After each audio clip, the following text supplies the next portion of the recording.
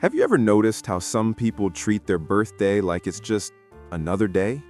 No party, no countdown, no emotional post? And when you ask them about it, they shrug and say, it's not a big deal.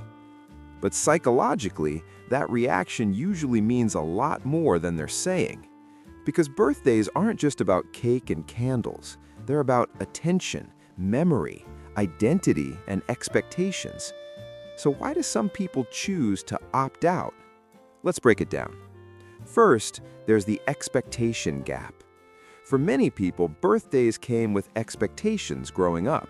Excitement, surprise, feeling special. But when those expectations weren't met, forgotten birthdays, forced celebrations, or emotional disappointment, the brain adapts.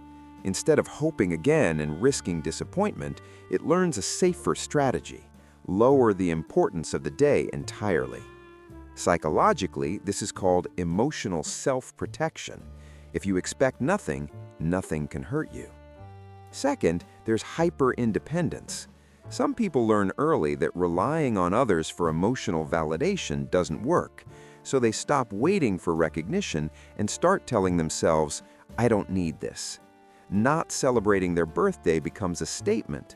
I don't need external approval to feel okay. On the surface, this looks like confidence. Underneath, it's often a survival skill learned over time.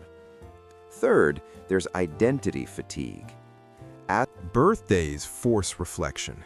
Another year older, another comparison point, another reminder of where you thought you'd be by now.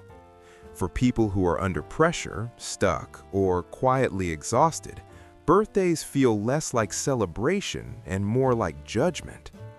So instead of celebrating time passing, they avoid thinking about it at all. Ignoring the birthday becomes a way to pause the internal scoreboard. Fourth, there's emotional minimalism. Some personalities simply experience emotions deeply but privately. They don't enjoy being the center of attention. They don't like performative happiness. For them, birthdays feel loud, artificial, and emotionally inefficient. They'd rather keep meaningful connections quiet than broadcast joy they don't feel in that moment. Now, here's the part most people miss. Not celebrating your birthday doesn't always mean sadness. Sometimes it means control. Choosing not to celebrate can be empowering. It's a way of saying, I decide what matters to me, not the calendar. But here's the psychological twist. People who truly don't care don't feel the need to explain it. The ones who say, I don't celebrate birthdays, with a little tension in their voice, that usually means the emotion is still there, just buried. And that's why this topic resonates so deeply, because almost everyone has felt invisible, disappointed, or overwhelmed at least once in their life.